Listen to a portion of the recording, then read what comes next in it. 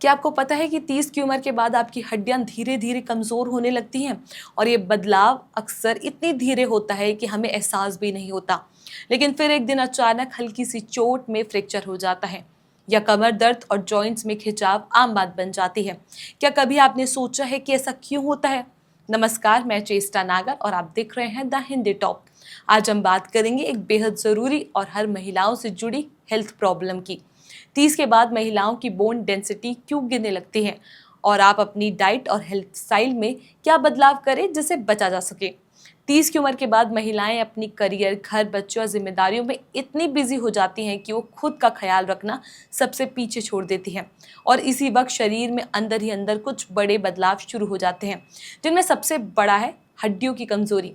असल में एक्स्ट्रोजोन हार्मोन महिलाओं की हड्डियों को मजबूत बनाए रखने का काम करता है, लेकिन 30 की उम्र के बाद इसका लेवल गिरने लगता है और 40-45 की उम्र तक जब मोनोपॉज नज़दीक आता है तब तो ये हार्मोन लगभग खत्म हो जाता है।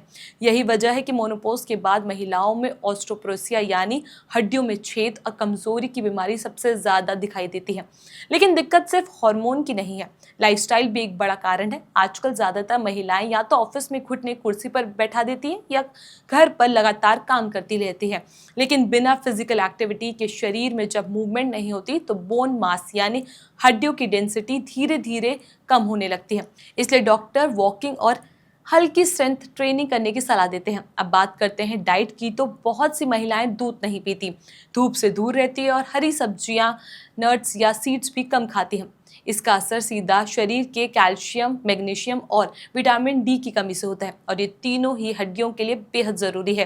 विटामिन डी की सबसे बड़ी जिम्मेदारी है कि वह शरीर में मौजूद कैल्शियम को हड्डियों तक पहुंचाए।